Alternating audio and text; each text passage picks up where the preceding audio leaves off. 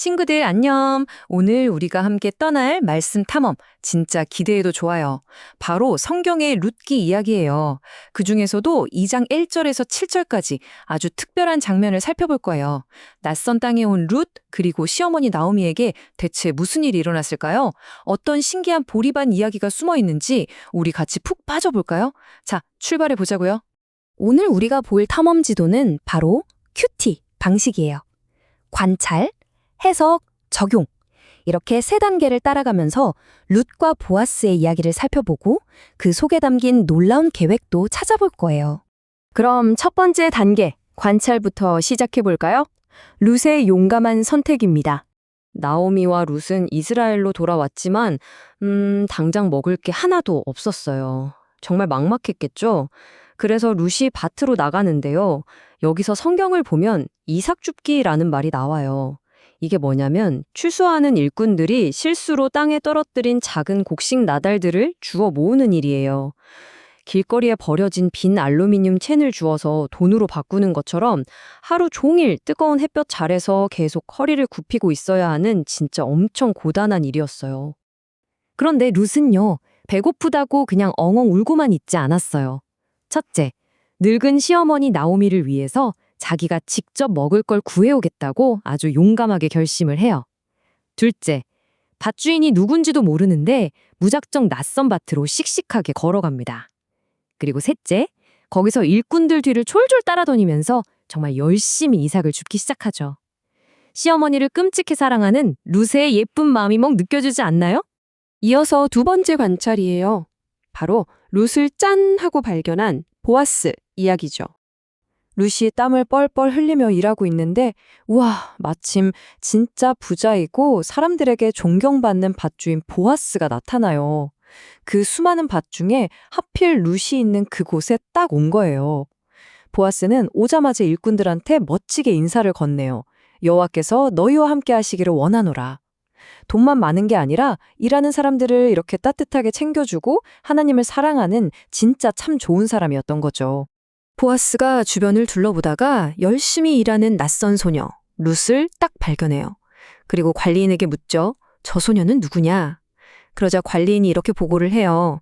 모압에서 온 여인인데 아주 예의 바르게 허락을 구하고는 아침부터 지금까지 물 마실 때 잠깐 쉰 것 떼고는 단 한 번도 안 쉬고 일하고 있다는 거예요. 와, 룻의 성실함이 여기서 정말 반짝반짝 빛나고 있죠. 자, 이제 두 번째 큰 단계인 해석으로 넘어갈게요.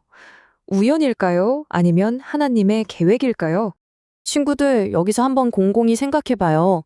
룻이 그냥 무작정 나간 밭이 하필 보아스의 밭이었고 마침 딱 그때 보아스가 나타났어요. 이게 진짜 단순한 우연일까요? 우리 눈으로 볼 때는 와, 운 진짜 좋네 라고 할 수 있어요. 하지만 하나님의 눈으로 보면 완전 다릅니다. 이건 우연이 아니라 바로 섭리. 다시 말해 하나님이 보이지 않는 곳에서 완벽하고 조심스럽게 룻의 발걸음을 인도하고 계셨던 아주 놀라운 계획이었던 거예요. 하나님은요, 하늘에서 막 번개를 쾅쾅 치시거나 마법 지팡이를 뾰로롱 휘두르면서 기적을 보여주지 않으셨어요. 대신에 룻이 시어머니를 사랑해서 밭으로 나간 그 용감한 선택, 그리고 아침부터 저녁까지 땀 흘려 일하는 평범하고 성실한 하루 속에서 일하셨죠. 우리가 매일매일 하는 착한 행동과 작은 순종들, 바로 그걸 토해서 하나님은 놀라운 계획을 이루어 가신답니다. 자, 이제 마지막 지도인 세 번째 단계, 적용이에요. 먼저 하나님은 어떤 분이신가 알아볼까요? 오늘 성경 말씀 속에서 만난 하나님은 과연 어떤 분일까요? 첫째, 눈에 보이지는 않지만 세상을 진짜로 다스리시는 왕이세요. 둘째, 아무도 모르게 보이지 않는 곳에서 우리의 발걸음을 가장 좋은 길로 인도해 주시죠. 셋째, 가난하고 힘든 사람들을 아주 따뜻하게 돌봐주셔요. 마지막으로 넷째, 우리가 성실하게 땀 흘려 행동할 때 그걸 절대로 잊지 않고 갚아주시는 멋진 분이랍니다. 여기서 잠깐 내 마음속에 이 질문을 한번 던져보세요.